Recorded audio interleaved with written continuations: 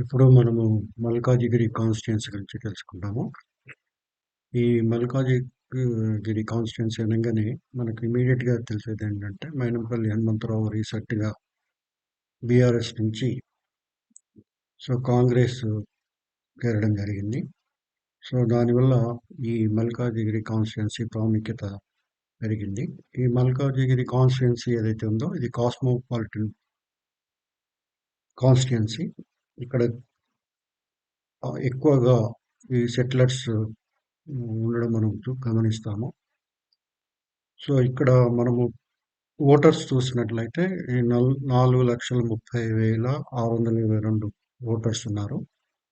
ఇందులో SC 12.7, ST 1.77%, Muslims 6.4% ఉన్నారు. ఈ మల్కాజ్గిరి కాన్స్టిట్యుయెన్సీ ఏదైతే ఉందో దీంట్లో మల్కాజ్గిరి వస్తుంది, సఫిల్గూడ, మౌలాలి, వినాయక్ నగర్, కాకతీయ నగర్, ఈస్ట్ ఆనంద్ బాగ్, గౌతమ్ నగర్, నేరెడ్ మెట్, సైనిక్ పురి, అల్వాల్, యాపరాల్, వెంకటాపురం, ఆచుబల్లారం ఈ ఏరియాస్ మనకు ఈ పర్టికులర్ కాన్స్టిట్యుయెన్సీలో వస్తుంది. ఇది సికింద్రాబాద్కు కిందికి వస్తున్నటువంటి మల్కాజ్గిరి కాన్స్టిట్యుయెన్సీ. దీంట్లో మనకు మిగతా సామాజిక వర్గం చూసినట్లయితే యాదవ్ 8% ఉన్నారు, ముదిరాజ్ 12%, గౌడ్స్ 9%, మున్నూరు కాపు 7%, రెడ్డి కమ్యూనిటీ 4%. ఈ రకంగా మనము ఇక్కడ ఉండేటటువంటి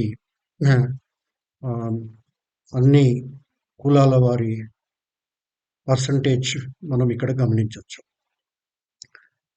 అయితే ఇక్కడ మనము గత అసెంబ్లీలో కానీ పార్లమెంటరీ కాన్స్టిట్యుయెన్సీలో ఓటింగ్ ప్యాటర్న్ చూసినట్లయితే ఇది అసెంబ్లీలో ఈ ఓటర్ టర్నౌట్ 53.2% మాత్రమే ఉంది. అదే పార్లమెంట్లో 50.2% అట్లా ఉంది. అయితే 4,30,000 మందిలో దాదాపు మనం అనుకోవడానికి 2,15,000 మంది ఓటర్స్ మాత్రమే ఇందులో యాక్టివ్గా పార్టిసిపేట్ అయ్యి గెలుస్తున్నారు. ఇక్కడ మనము ఈ 2009 నుంచి ఏ విధంగా ఉంది, గత 6 ఎలక్షన్స్లో ఎవరు విన్ అయ్యారు, కాంగ్రెస్ 3 సార్లు, తర్వాత ఈ బీఆర్ఎస్ 3 times. కాబట్టి 50% ఛాన్స్ ఇద్దరికి ఉన్నట్టు కనిపిస్తుంది. అయితే 2009లో మనం చూసినట్లయితే ఈ ఇండియన్ నేషనల్ కాంగ్రెస్ 56,629, 29.51% వచ్చింది. అప్పుడు పిఆర్పిలో కనకారెడ్డి గారు ఉన్నారు, వారికి 47,434, 24.7%. ఈ ఇండియన్ నేషనల్ కాంగ్రెస్ నుంచి ఏ జితేందర్ గెలవడం జరిగింది. తర్వాత ఈ 200 బీజేపీ అప్పుడు 5th పొజిషన్లో ఉంది, ఇది గమనించాల్సినటువంటి విషయం. 2014లో మనం చూసినట్లయితే పిఆర్పిలో ఉన్నటువంటి కనకారెడ్డి గారు టీఆర్ఎస్లో రావడం జరిగింది. తనకు 77,132 ఓట్లు తోటి గెలుపొందడం జరిగింది, 33.42%. బీజేపీ రామచంద్రరావు గారు 74,364, 32.22% ఉంది. ఇండియన్ నేషనల్ కాంగ్రెస్ నుంచి నందికంటి శ్రీధర్ 37,201, 16.12%. ఇక్కడ మీరు గమనించాల్సినటువంటి విషయం ఏంటంటే నందికంటి శ్రీధర్ తర్వాత చాలా యాక్టివ్గా ఉన్నారు ఇండియన్ నేషనల్ కాంగ్రెస్లో. ఎప్పుడైతే మైనంపాటి హనుమంతరావు గారు కాంగ్రెస్లో చేరారో తనకు ఇబ్బందికరమైనటువంటి విషయం అనేటటువంటి ఉద్దేశంతో తను మళ్ళీ ఛాన్స్ రాదు, హనుమంతరావుకే కాంగ్రెస్ వాళ్ళు ఇవ్వడం జరుగుతుంది కాబట్టి తన ఉనికిని కోల్పోతాననేటువంటి ఉద్దేశంతోటి తను బీఆర్ఎస్‌లో చేరడం జరిగింది. బీఆర్ఎస్‌లో తనకు సముచిత స్థానం ఇస్తానని వాళ్ళు ప్రామిస్ చేయడం వల్ల సో తను హ్మ్, డిస్ట్రిక్ట్ కాంగ్రెస్ ప్రెసిడెంట్‌గా ఉన్నారు. తర్వాత 2014లో కూడా ఇండియన్ నేషనల్ కాంగ్రెస్ ద్వారా కాంటెస్ట్ చేయడం జరిగింది. సో ఇది చాలా పర్టిక్యులర్‌గా మల్కాజీ కాన్స్టిట్యున్సీలో సో హోరాహోరీలో ఉంది. ఎవరు నేను, ఎవరు నువ్వు అనేటటువంటి ఇదిలో ఆహ్, ఉంది. యాక్చువల్‌గా బీఆర్ఎస్ వారు ఆల్రెడీ మైనంపాటి హనుమంతరావుకు సీట్ కేటాయించినప్పటికి కూడా తన కొడుకు కూడా మెదక్‌లో సీట్ ఇవ్వాల్సిందిగా ఆహ్, తనకు తదనంతరంగా ఇవ్వని కారణంగా తను యాక్చువల్‌గా ఈ బీఆర్ఎస్ నుంచి వీడి సో కాంగ్రెస్‌లో చేరడం జరిగింది. సో 2019లో మనం చూసినట్లయితే మైనంపల్లి హనుమంతరావు ఇప్పుడు మనం ఏదైతే డిస్కస్ చేస్తున్నామో తనకు 1,14,149 ఓట్స్ వచ్చాయి. 0.49%. సో బీజేపీ నుంచి రామచంద్రరావు గారు 40,451. సో ఇక్కడ గమనించాల్సిన విషయం 2014కు 2019కు ఈ బీజేపీ 32.22% నుంచి 19.31% పడిపోయింది బీజేపీ గ్రాఫ్. సో టీజేఎస్సీ అంటే కామన్ క్యాండిడేట్గా అప్పుడు కాంగ్రెస్ కాంటెస్ట్ చేయకుండా ఈ దిలీప్ కుమార్కి ఇవ్వడం జరిగింది. 34,219 ఓట్స్ తోటి తను ఆ, గెలుచుకున్నారు. కాబట్టి ఈ హనుమంతరావుకు మైనంపల్లి హనుమంతరావుకు 1,14,149. ఈ మైనంపల్లి హనుమంతరావుకు తన సేవా కార్యక్రమంలో చాలా చురుకుగా పాల్గొంటారు. తన డబ్బు ఖర్చు చేస్తూ సో మల్కాజిగిరి కాన్స్టిట్యుయెన్సీ అభివృద్ధికి శాయశక్తుల ప్రయత్నం చేశారు. మంచి పేరు సంపాదించుకున్నారు సేవా కార్యక్రమంలో. మామూలుగా ఇతర నాయకుల్లాగా కాకుండా తన సొంత డబ్బులు ఖర్చు చేసి సో ఎన్నో సేవా కార్యక్రమం చేయడం వల్ల తనకు ఒక మంచి పేరు సంపాదించుకోవడం జరిగింది. సో ఇక్కడ మనము గమనించాల్సినటువంటి విషయం ఏంటంటే ఇక్కడ సమస్యలు ఏంటి? ఇక్కడ సమస్యలు అనేది చాలా తీవ్రంగానే ఉన్నాయని మనం చెప్పుకోవచ్చు. ఈ డ్రైనేజ్ సమస్య, శానిటేషన్ సమస్య, తర్వాత ప్రాపర్ రోడ్స్ అనేవి కూడా ప్రాపర్‌గా లేవు. తర్వాత ఈస్ట్ ఆనంద్‌బాగ్‌లో మనం చూస్తాము. ఈ మోర్ దెన్ 2 సెంటీమీటర్స్ రెయిన్ పడినట్లయితే అవన్నీ కూడా వాటర్ లాగింగ్ అయ్యి చాలా ఇబ్బందికరమైనటువంటి విషయము ఉంది. సో, కాబట్టి ఈ డాగ్ మెనెన్స్ కూడా చాలా ఎక్కువగా ఉందని చాలామంది చెప్పడం జరిగింది. తర్వాత ఈ మస్కిటో మెనెన్స్ కూడా ఈ పర్టిక్యులర్ మల్కాజిగిరి కాన్స్టిట్యుయెన్సీలో సో ఇవన్నీ ఈ సమస్యలను ఎవరైతే వాళ్ళు సాల్వ్ చేయగలుగుతారో వాళ్ళకు గెలిపే అవకాశాలు ఎక్కువగా ఉంటాయి. సో ఈ పార్టీల పరంగా మనం చూసినట్లయితే ఈ మనము బీజేపీ హోల్డ్ అంత గొప్పగా లేదు అని మనం చెప్పుకోవచ్చు. సో కాబట్టి బీజేపీ హోల్డ్ తగ్గుతూ వస్తుంది. కాంగ్రెస్ ఎప్పుడైతే కి మైనంపల్లి హనుమంతరావు చేశారో కాంగ్రెస్‌కు స్కోప్ ఎక్కువగా కనిపిస్తుంది మనం. సో కాబట్టి ఈ ఆశావాదుల్లో ఉన్నటువంటి ఎవరైతే ఉన్నారో సో ఇప్పుడు మనం ఒకసారి మనం ఎవరెవరు ఇందులో రేస్‌లో ఉన్నారు మనము ఇక్కడ చూసినట్లయితే మనకు అర్థమవుతుంది. సో ఇక్కడ మనం గమనించాల్సినటువంటి విషయం ఏంటంటే సో మండల రాధా యాదవ్ సో బీఆర్ఎస్ నుంచి కాంటెస్ట్ చేయాలనేటటువంటి ఉద్దేశంలో ఉన్నారు. తనకు మంచి పేరు పలుకుబడి ఉంది. తను ఒరిజినల్‌గా ఏంటంటే తెలుగుదేశం క్యాండిడేట్. తను మల్కాజ్గిరిలో చాలా పాపులర్ పర్సన్‌గా అందరూ ప్రజలు గ్రహిస్తున్నారు. కాబట్టి ఈ ఇంకో విషయం ఏంటంటే ఈ మల్లారెడ్డి మల్లారెడ్డి అల్లుడైనటువంటి రాజశేఖర్ రెడ్డి తను ఎంపీగా కూడా కాంటెస్ట్ చేయడం జరిగింది. సో కాబట్టి ఈ హోదా, డబ్బు, తర్వాత పరపతి, తర్వాత గెలిపించుకునేటటువంటి సామర్థ్యం ఉన్న వ్యక్తులకి బీఆర్ఎస్ ఇవ్వాలనేటువంటి ఆలోచన ఉంది. కాబట్టి ఈ హనుమంతరావు వైనంకెళ్ళి ఇచ్చినటువంటి హనుమంతరావును తాను కాంగ్రెస్‌లో చేరడం వల్ల సో 105 సీట్లు ఏదైతే అనౌన్స్ చేశారో బీఆర్ఎస్ సో అందులో ఈ మల్కాజిగిరి కాన్స్టిట్యుయెన్సీని ఇప్పుడు ప్రస్తుతము సో ఈ రాజశేఖర్ రెడ్డికి ఇవ్వాలని అనిపిస్తుంది. తర్వాత బీఆర్ఎస్‌లో ఆశావాదులు ఎవరైతే ఉన్నారంటే, సో క్రిషాంక్, మన్నె క్రిషాంక్ అని యాక్చువల్‌గా అతను సికింద్రాబాద్ కంటోన్మెంట్ ఏరియాలో చాలా యాక్టివ్‌గా ఉన్నారు.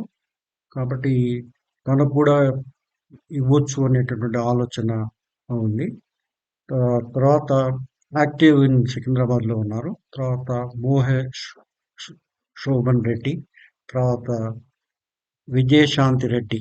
తనకు మరి ఎంపీకి ఇస్తారో ఏంటో మనకు తెలీదు కానీ బేసిక్‌గా ఏంటంటే సో కాంగ్రెస్‌లో మైనంపల్లి హనుమంతరావు చేరడం వల్ల తనకు ధీటైన అభ్యర్థి బీఆర్ఎస్ చూస్తుంది. తర్వాత ఈ బీఆర్ఎస్ ఆహ్, ఈ పర్టిక్యులర్ కాన్స్టిట్యుయెన్సీని సో ఖచ్చితంగా ప్రెస్టీజియస్‌గా తీసుకుంటుంది బీఆర్ఎస్. కాబట్టి మనకు ఈ హోరాహోరీ పోటీ మనకు ఈ 2 పార్టీల మధ్య మనకెక్కువగా కనిపిస్తుంది. బీజేపీ నుంచి మనం చూసుకున్నట్లయితే ఆహ్, మనకు రామచంద్రరావు గారు సీనియర్ లీడరు. తర్వాత Bhanu Prakash YM state leader యాక్టివ్‌గా లోకల్ ఏరియాలో ఉన్నారు. వీరిద్దరిలో మరి ఎవరు ఈ ఇది సీట్ ఇస్తారో మనము వేచి చూడాల్సిందే. ఇక్కడ గమనించాల్సిన ముఖ్యమైనటువంటి విషయం ఏంటంటే, ఈ ఇండియన్ నేషనల్ కాంగ్రెస్ గానీ, బీజేపీ గానీ తమ పార్టీ అభ్యర్థులను ఇంకా కూడా ఖరారు చేయలేదు. వీళ్ళంతా కూడా దసరా తర్వాతనే ఖరారు చేయడం జరుగుతుంది. కాబట్టి అందరికంటే ముందుగా సో ఈ బీఆర్ఎస్ వాళ్ళు ఈ సీట్స్ కేటాయించడం జరిగింది. వాళ్ళు కూడా ఫీల్డ్‌లో యాక్టివ్‌గా ఇన్వాల్వ్ అయ్యారు. ఎవరైతే అసమ్మతులు ఉన్నారో వాళ్ళను బుజ్జగించి, వాళ్ళను కూడా ఒక వాళ్ళకు చెక్ పెడుతూ, వాళ్ళు ఎక్కడ ఏ విధంగా పార్టీకి వ్యతిరేకంగా పనిచేయకూడదనే ఉద్దేశంతోటి వాళ్ళని కూడా ఆహ్, సముచితమైనటువంటి వాళ్ళకు రెస్పాన్సిబిలిటీ ఇవ్వడం కూడా మనం చూసాం. కాబట్టి ఇక్కడ మనం గమనించాల్సినటువంటి విషయం ఏంటంటే, ఈ ఖచ్చితంగా ఈ మల్కాజిగిరి కాన్స్టిట్యుయెన్సీ ఏదైతే ఉందో, సో ఈ ఎవరు గెలుస్తారు? అంటే ఇక్కడ మనకు గమనించాల్సింది ఏంటంటే, ఇప్పుడు మైనంపల్లి హనుమంతరావు సో కాంగ్రెస్ నుంచి పోటీ చేసినట్లయితే, సో బీఆర్ఎస్ నుంచి ఎవరు ఉంటారు? అంత ఖచ్చితమైనటువంటి వ్యక్తి, తర్వాత తనను ఎదుర్కొనేటటువంటి శక్తి ఉన్నటువంటి వ్యక్తి ఎవరు? కాబట్టి మల్లారెడ్డి గారి అల్లుడు రాజశేఖర్ రెడ్డి వైపే ఎక్కువగా వీళ్ళు మొగ్గు చూపుతున్నారు. కాబట్టి రామచంద్రరావు గారు ఇంతకుముందు కాంటెస్ట్ చేశారు. ఇంతకుముందు కూడా ఇక్కడ అందరికీ తెలిసిన వ్యక్తి కాబట్టి తనను కన్సిడర్ చేస్తారని బీజేపీ అనుకుంటుంది. కాబట్టి ఏది ఏమైనా కూడా ఈ మల్కాజిగిరి కాన్స్టిట్యుయెన్సీ ఏదైతే ఉందో సో మనకు చాలా కాంప్లికేటెడ్‌గా ఉంది అని మనం చెప్పుకోవచ్చు. తర్వాత మనము ఇక్కడ ఈ పార్లమెంటరీ ఎలక్షన్స్‌లో కూడా మనం చూసినట్లయితే ఈ 2014 పార్లమెంటరీ ఎలక్షన్స్‌లో మనం చూసినట్లయితే ఆహ్, హనుమంతరావు గారు సో మైనంపల్లి హనుమంతరావు గారు 77,000 2 ఓట్లు మనకు రావడం జరిగింది. తర్వాత మల్లారెడ్డి అప్పుడు టీడీపీలో ఉన్నారు. సో 63,239 సర్వే సత్యనారాయణకు ఈ పర్టికులర్ జోన్‌లో 31,987 వచ్చాయి. అయితే పార్లమెంటరీ ఎలక్షన్స్ మనం చూసినట్లయితే ఈ 2019లో సో రేవంత్ రెడ్డి గారికి అత్యధికంగా కాంగ్రెస్‌కు 81,875 తర్వాత మర్రి ఇంతకుముందే మనం డిస్కస్ చేసినట్టు మర్రి రాజశేఖర్ రెడ్డికి 72,034 వచ్చాయి. రామచంద్రరావు గారికి థర్డ్ పొజిషన్ 54,449 వచ్చింది. కాబట్టి ఇవన్నీ దృష్టిలో పెట్టుకొని మనం చూసినట్లయితే ఈ మల్కాజిగిరి కాన్స్టిట్యుయెన్సీ ఏదైతే ఉందో సో ఎలక్షన్ షెడ్యూల్ కూడా మనకు వచ్చేసింది. కాబట్టి ఆహ్, ఇప్పుడు ఆల్రెడీ ఆహ్, అందరూ కూడా ఫీల్డ్‌లో ఉన్నారు. కాబట్టి మల్కాజిగిరి ప్రజలు ఏమనుకుంటున్నారు? ఎవరికి ఇవ్వాలనుకుంటున్నారు? తర్వాత మంచి చేసే నాయకుడిని ఎన్నుకునేటటువంటి ఉద్దేశంలో ఉన్నారు. కాబట్టి ఇండిపెండెంట్‌గా కూడా చాలామంది క్యాండిడేట్స్ ఈ మల్కాజిగిరి కాన్స్టిట్యుయెన్సీ నుంచి కాంటెస్ట్ చేసినప్పటికి కూడా సో పోటీ అనేది ముఖ్యంగా మనము గమనించాల్సింది ఈ 3 పార్టీల మధ్యనే ఉంటుంది. బీజేపీని కూడా మనము తక్కువ అంచనా వేయడానికి వీల్లేదు. బీజేపీ కూడా చాలా ప్లాన్డ్‌గా, సిస్టమాటిక్‌గా చేస్తుంది. కాబట్టి ఈ పోటీలో ఎవరు గెలుపొందుతారు? గెలుపొందిన వాళ్ళు నిజంగా వాళ్ళకు ప్రజలకు సేవ చేయాలనేటువంటి సదుద్దేశంతో ఉన్నట్లయితే, వాళ్ళు ఖచ్చితంగా ప్రజల మన్ననలు పొందగలుగుతారు. కాబట్టి ఈ మల్కాజిగిరి కాన్స్టిట్యుయెన్సీ అనేది ఇంతకుముందు మనం డిస్కస్ చేసినట్టు కాస్మోపాలిటన్. కాబట్టి ప్రజా సమస్యలను తమ సమస్యలుగా అనుకున్న వ్యక్తిని ఖచ్చితంగా ఓటేసి గెలిపించాలి. కాబట్టి అటువంటి వ్యక్తిని ఎన్నుకోవడంలో కూడా ప్రజలందరూ కూడా తమ ఓటు హక్కును వినియోగించుకోవాలి. మనం చూసినట్లయితే 4,30,000 ఓటర్లలో దాదాపు 2,15,000 మంది ఓటర్స్ మాత్రమే పార్టిసిపేట్ అవుతున్నారు. కాబట్టి ఈ ఎక్కువ మంది ఓటింగ్ వాళ్ళ ఉండేటటువంటి ఓటు హక్కును వినియోగించేటటువంటిది చూడగలిగినట్లయితే ఈ పార్టీలు ఎక్కువ పర్సెంటేజ్ ఆఫ్ ఓట్స్ పెరిగినట్లయినా కూడా ఖచ్చితంగా ఎవరు గెలుస్తారనేది మనం చెప్పడం కాదు. బట్ నెక్ టు నెక్ ఉంటుంది. ఖచ్చితంగా ఈ పోటీ అనేది త్రిముఖ పోటీ. ఈ త్రిముఖ పోటీలో ముఖ్యంగా ఇప్పుడు ప్రస్తుతం మనకు కనిపించేది సో కాంగ్రెస్ మరియు తర్వాత బీఆర్ఎస్ మధ్యనే కనిపిస్తుంది. కాబట్టి బీఆర్ఎస్ వాళ్ళు కాన్ఫిడెంట్‌గా ఎందుకున్నారంటే వాళ్ళు ఇచ్చేటటువంటి సంక్షేమ కార్యక్రమాలందరూ కూడా ప్రజలకు రీచ్ అయినటువంటి ఉద్దేశంతో వాళ్ళు చాలా కాన్ఫిడెంట్‌గా ఉన్నారు. సో, డెవలప్‌మెంట్ యాస్పెక్ట్‌లో వాళ్ళున్నారు. కాంగ్రెస్ ఇప్పుడు ఆహ్, ఒక మనం ఎన్ని సర్వేస్ చూసినట్లయితే కాంగ్రెస్ ఫేవర్‌గా ఉన్నట్టు మనకు కనిపిస్తుంది. ఈ కాంగ్రెస్ అంటే దాదాపు 2 టర్మ్ చూసినటువంటి బీఆర్ఎస్‌ను ఒక యాంటీ ఇన్కంబెన్సీ ఓటు వల్ల కూడా కాంగ్రెస్ వేసి చూద్దాము. వాళ్ళు ఏ విధంగా వాళ్ళు చేయగలుగుతారు. వాళ్ళకు స్కోపు ఉన్నట్టు మనకు ఎక్కువగా కనిపిస్తుంది. సో, అదేవిధంగా బీజేపీ కూడా తన సత్తా చాటుకోవడానికి సో, ఈ మధ్యనే అమిత్ షా గారు ఇంటలెక్చువల్స్ తోటి కూడా డిస్కస్ చేయడం జరిగింది. కిషన్ రెడ్డి గారు ప్రెసిడెంట్‌గా అయినంక చాలా యాక్టివ్‌గా పర్టిక్యులర్ సికింద్రాబాద్ ఏరియాలో ఉన్నటువంటి మల్కాజిగిరి కాన్స్టిట్యుయెన్సీ కాబట్టి ఖచ్చితంగా దాని ప్రభావం ఉంటుంది అని మనము భావించాలి. So, let us hope and see who will be the winning in Malkajgiri constituency. December 3కు మనకు రిజల్ట్స్ తెలుస్తుంది. కాబట్టి let us wait and see. And then ఈ లోపల మళ్ళీ ఎవరైతే కాంటెస్టింగ్ క్యాండిడేట్ డిసైడ్ అయ్యాక so, I will come with a so that is going to help us. Thank you. Thank you very much.